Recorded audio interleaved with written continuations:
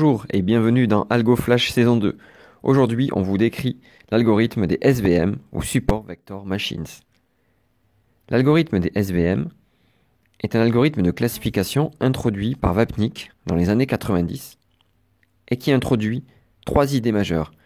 Le principe de classifieur à marge maximale ou Maximal Margin Classifier, le kernel trick ou méthode à noyau et la sparsité par rapport au nombre d'observations. Considérons le problème de classification binaire suivant. Nous disposons d'observations en 2 dimensions et de 2 classes, les plus et les ronds, et nous cherchons un séparateur linéaire pour classer ces données. Cela revient à chercher un vecteur normal W et un biais B, c'est-à-dire une fonction f de x égale wx plus b. Le principe des SVM est de chercher un hyperplan qui maximise la marge, c'est-à-dire la distance entre l'hyperplan et les données. Maximiser la marge revient à minimiser la norme du vecteur normal W. En effet, si l'on considère les points x+ et x- à marge 1 du classifieur FWB, alors la valeur de la marge du classifieur de vecteur normal normalisé à 1 est égale à 1 sur la norme de W.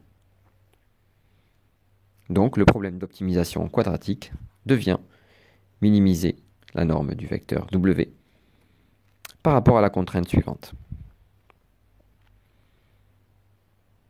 Nous allons réécrire ce problème d'optimisation avec les multiplicateurs de Lagrange sous sa forme duale de la manière suivante, où l'on cherche les valeurs optimales des alpha sous les contraintes suivantes. Notez 2 choses fondamentales dans ce problème d'optimisation duale. Réécrit sous cette forme, les observations xi n'interviennent que sous la forme de produits scalaires, ce qui permettra par la suite de généraliser l'algorithme à des problèmes non linéaires. Ensuite, en différenciant le primal lagrangien, le classifieur de marge maximale s'écrit en fonction de W étoile de la manière suivante.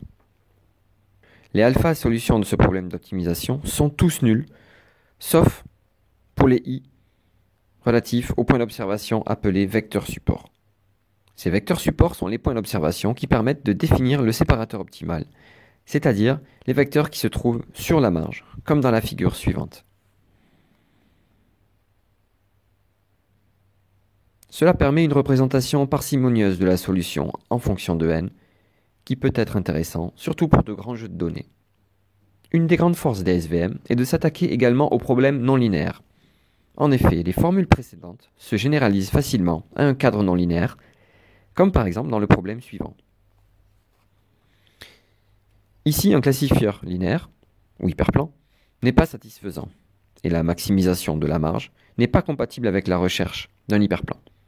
Par contre, si on agrandit l'espace de recherche à des fonctions non linéaires, le principe de marge garde son sens. Le principe des SVM, dans ce cadre non linéaire, est donc d'utiliser l'approche précédente dans un espace augmenté. Ici, par exemple, dans ce problème très simple, on peut plonger les données dans un espace tridimensionnel et ainsi trouver un séparateur linéaire de marge maximale en considérant les monomes de degré 2.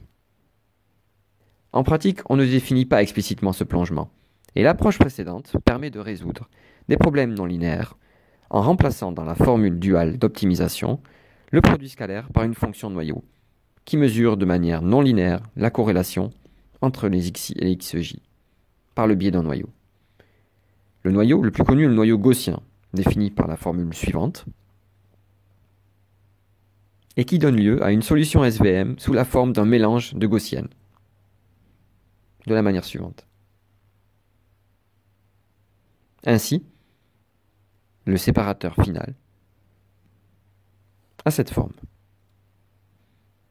En conclusion, les SVM est un algorithme très populaire qui permet de résoudre des problèmes complexes avec une procédure d'optimisation convexe très simple.